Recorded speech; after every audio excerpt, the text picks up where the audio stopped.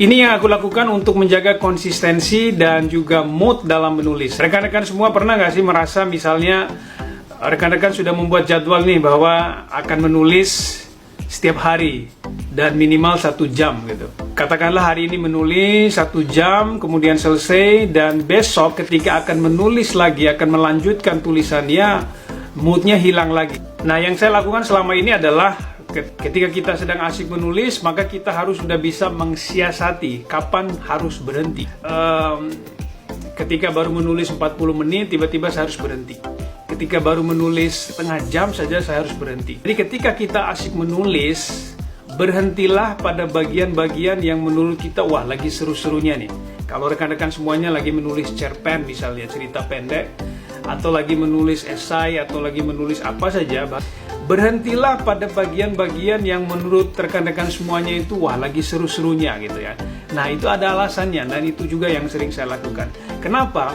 Karena ketika kita akan kembali lagi melanjutkan tulisan itu, bisa besok atau misalnya 2 hari kemudian, kita akan kembali pada bagian yang benar-benar memang lagi seru-serunya gitu ya. Sehingga moodnya itu udah langsung on, jadi saya tidak butuh waktu lama untuk membangkitkan lagi mood menulis. Jadi nggak apa-apa ya rekan-rekan semuanya, ketika kita sudah menjadwalkan akan menulis 1 jam dan kita merasa wah baru 40 menit kok sudah ada bagian yang seru, ya nggak apa-apa, berhenti saja di situ, nggak apa-apa, daripada nanti dilanjutkan sampai 1 jam kemudian kita kehilangan momentum yang lagi seru-serunya, itu akan juga tidak banyak membantu nantinya.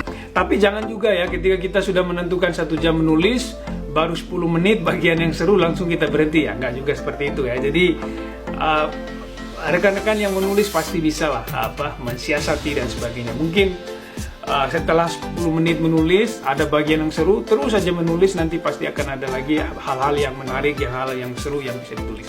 Itu yang selama ini aku lakukan ya. Mungkin bisa bermanfaat juga buat rekan-rekan yang sekarang sedang menulis. Selamat mencoba.